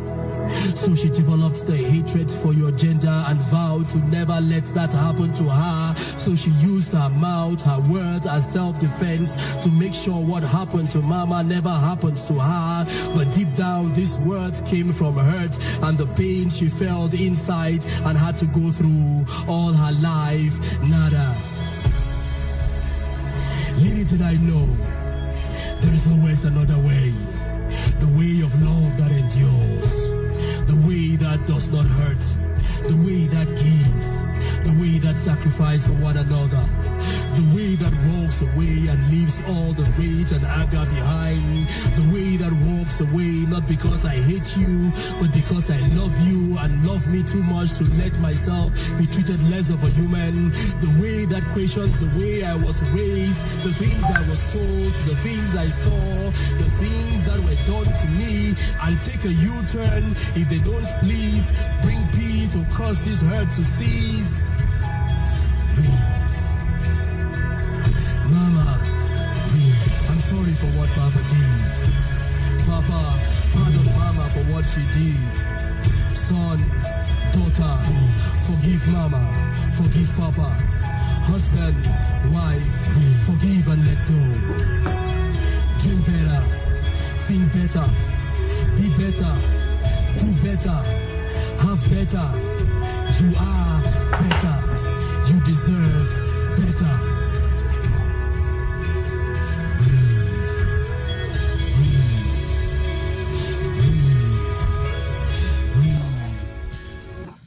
Oof, beautiful. It's hard not to be touched when you listen to this. Okay, so we are about to run off this show. We'll just pick a few more questions, very sensitive ones, of course, questions that will kind of take us to the next level. But before we get to that, I just want to make this announcement. Sanity is an upcoming short film produced by Lilis Asakwa. This film also focuses on domestic violence. It will see the light of day on June the 1st. We will probably have the producer of this film as one of our guests in the next episode of Down with Domestic Violence. But before that, just to announce that the film will be public on the 1st of June, that is in 2 days. It's titled Sanity. It's a short film produced by Lilis Asakwa. Lilis Asakwa is a filmmaker and actress. She's not new to this platform. She'll probably stop by to talk about this other work of art that is aimed at combating this social ill which the world is now, facing. Just to say that domestic violence is one of the social ills that is threatening the world more than anything else. In the past, it used to be just couples quarreling, and but today it comes with people physically eliminating others. That is very scary. Now, so gentlemen and ladies, we're about to run off. Let's just pick a few questions. The first question I'm going to ask is this. I'm putting this question to Victorine. Now, perpetrators of domestic violence are sons and daughters of people, which means that they grew up in homes. Maybe homes where there wasn't any domestic violence. Maybe homes where they saw the father hitting on the mother and so on. Tell us, how should we bring up our kids so that they are not perpetrators of domestic violence tomorrow? Should we, even when we get angry at home, we should hide it from our kids? Or we should talk to them about domestic violence and, educate them away from it? How should we bring them up so that domestic violence should not be a problem in their own world tomorrow? Unfortunately, there is no way to bring up a child that will determine the child's future. Okay. But there are ways of grooming children that reduce the amount of triggers that the children are exposed to in future, And you sort of answered the question when you asked it, or it seems to come across to me as rhetorical when you say that should we shield our children or should we discuss with our children? In parenting, I have never, ever my entire life, and if you have, please point it to me, I have never come across a successful parent, I have come across parents who have done certain things right and they have done certain things wrong. Mm-hmm. I have come across parents who have exposed their children for things that the children shouldn't have been exposed to and who have shielded their children from things that were very valuable to the children. So my trick or my advice that I always give parents is to evaluate yourself, evaluate your circumstance, evaluate your child, and evaluate the situation itself. Violence is something that nobody would want to deliberately want to expose their child themselves to, let alone their child. Violence is something that is most often triggered, even though they are calculated violence, don't get me wrong, but even before they are calculated, sometimes people would calculate, they don't know how to execute it because nothing really brings it up. So it is more of an instigative reaction to situations, to actions. In this light, I would say to parents, try as much as you can to be calculative in the things that you do and say. Be calculative means weigh your options at all times. From the time you choose to have children, actually before they are born, you should decide the kind of things that you would expose them to and when. Yes, most often it's not within our control. The amount of exposure that a child has does not necessarily determine their tomorrow to anything and in every aspect. But we can, in many instances, control the amount of exposure that we give our children, but most importantly, our reaction to situations that give our children that exposure. Beautiful. So when I come back to you, Victorine, it will be your last word. Time for me to go to the poet. Mortani, can you hear me? Can you hear me, Mortani? I can hear you. Right. So my question to you will be, what is the role of artists? There's scores of artists emerging these days, musicians, actors, filmmakers, writers, poets, what have you. So with all of this entertainment content we are putting out there, how can we utilize this? How can we leverage from this to solve this social problem? I don't know if we are losing him. Let's find out if he's back. Okay, let's see. Well, it looks like we're having some hitches with Mortani. Hopefully he will be back. Well, if you're just joining us, this is Apex Talk, the edition of May the 30th, 2022. Let's find out if he's back. Are you back? Mortani, can you hear me? Okay. He's trying to adjust his camera. Can you hear me now? Okay. We'll definitely come back to him. I wanted him to respond to that question before I move on to Soul Angel. Let's find out if he's back. Mortani, are you back? Can you hear me? Can you hear me now? Come again. Can you hear me now? Yes, I can hear you. Okay. I'm sorry about that hit. I can hear you. Yeah, so my question was this. There is a huge supply of entertainment content nowadays. How can we use this, our skills, art, music, poetry, and you name it, to solve this social problem? Do you think that the entertainment content we produce today is sufficient enough, or has the capacity, the power to be able to solve this very serious social problem?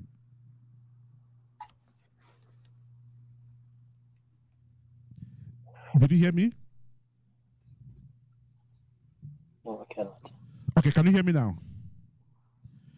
Okay, if not, we'll just come back to you later. Can you hear me now? All right. We'll come back to him when he would have adjusted his sound and his sound from that end. Soul Angel,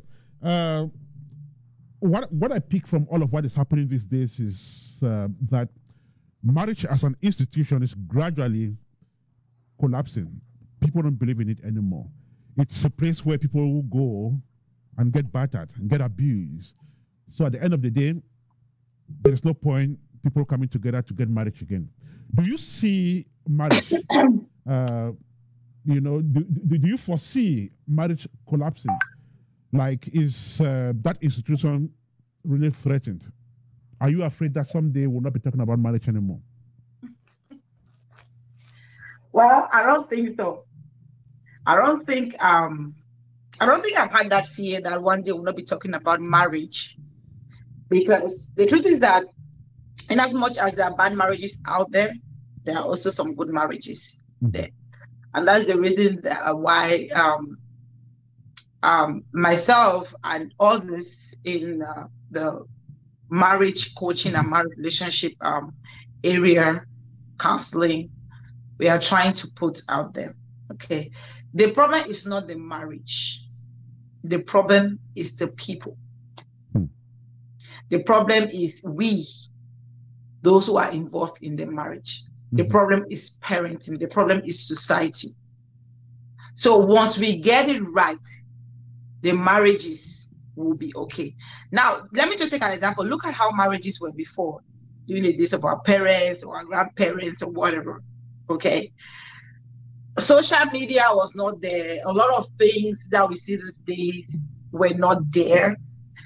So there are a lot of things that are impacting marriages as civilization is coming up, as civilization is expanding and stuff like that. So I don't really think that The problem is the marriage. But we have to sensitize ourselves right from little. Like my sister has a very good niche that she's doing, getting involved in parenting? Involved parenting is very good. That is where it starts, because there is a root of everything. The society that we grow, the children that we grow tomorrow, they are the ones that will carry the society of tomorrow. So whatever thing we instill in them, whatever culture, whatever values, whatever views that we put in these children, that is what will carry them tomorrow. Yes, some people, they may be outliers. There may be people that will fall out of the way. But if we focus as parents today to raise these kids, like my sister is saying, involved. Parents these days don't get involved in their children's lives. They are busy following one career or the other and stuff like that. Then things happen. These kids are exposed to this violence that we see on TV every day. They're exposed to friends that will give them bad ideas. If you don't instill your values as a parent in your child, the person that is bringing up that child, the person who is always with that child will instill their own values in them. So I don't think that marriage is going to collapse anytime soon, because the truth is that as people are going out of marriage, some are coming in, right?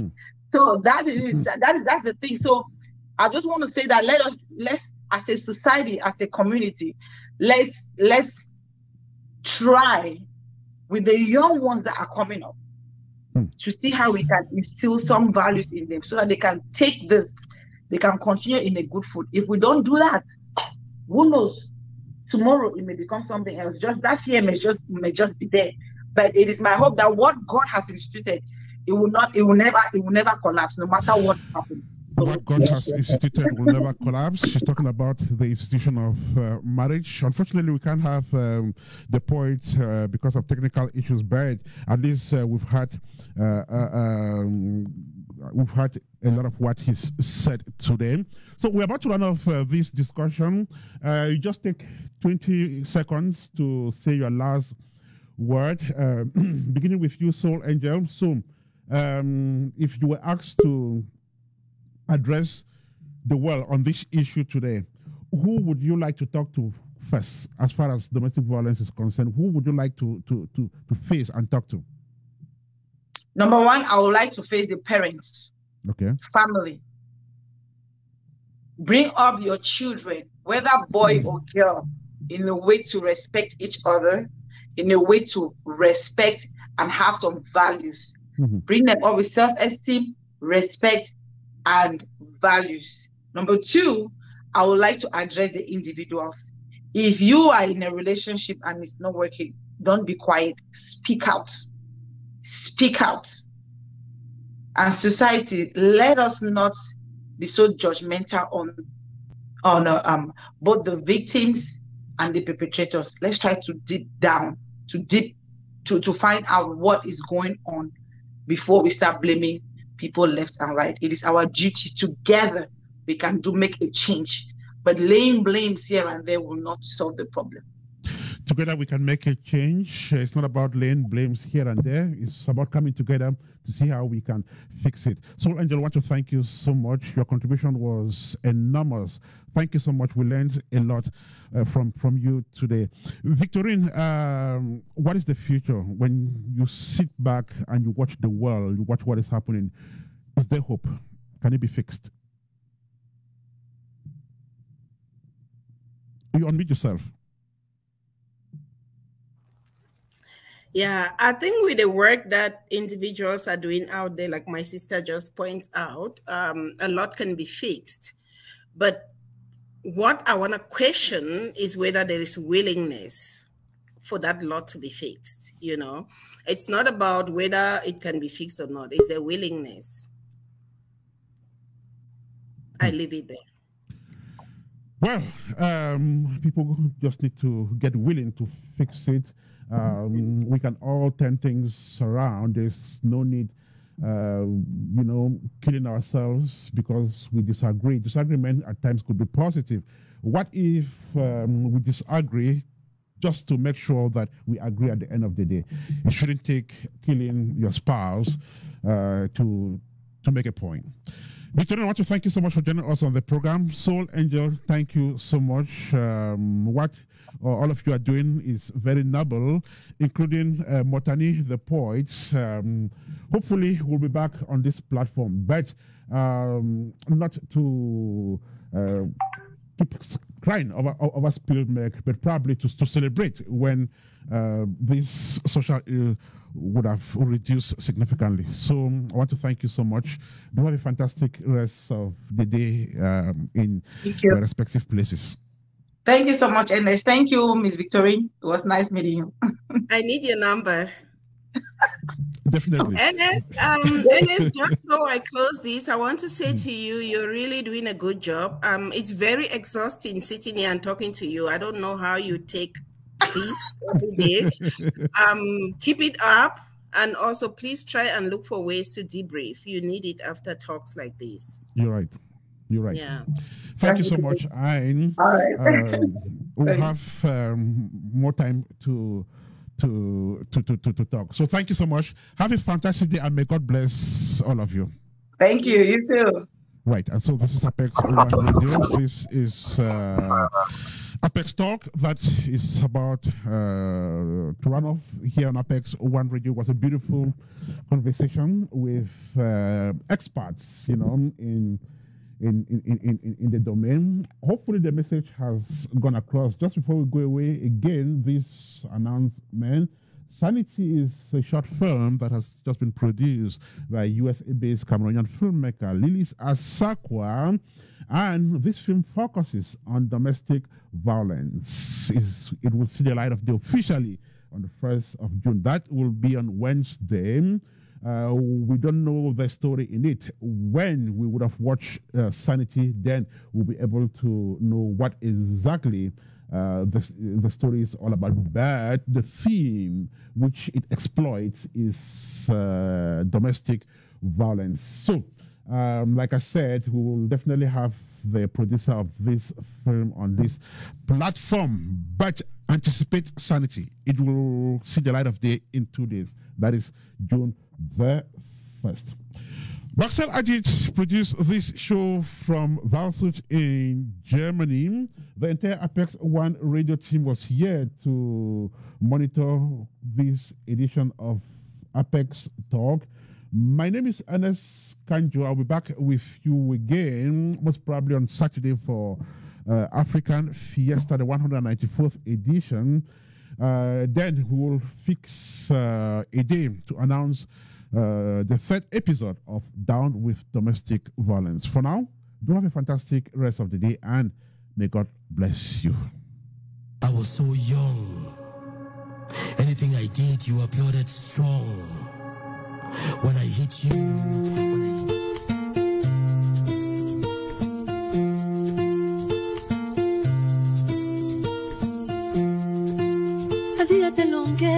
Nabina usawa munyenge Binyala simbi Lobeni mumusima Sidibiana nika Enu wanyambe na belemo Tumimbu mitomande Bati ya moetube Ala betomba Sila netomba Aye Ala betomba Sila netomba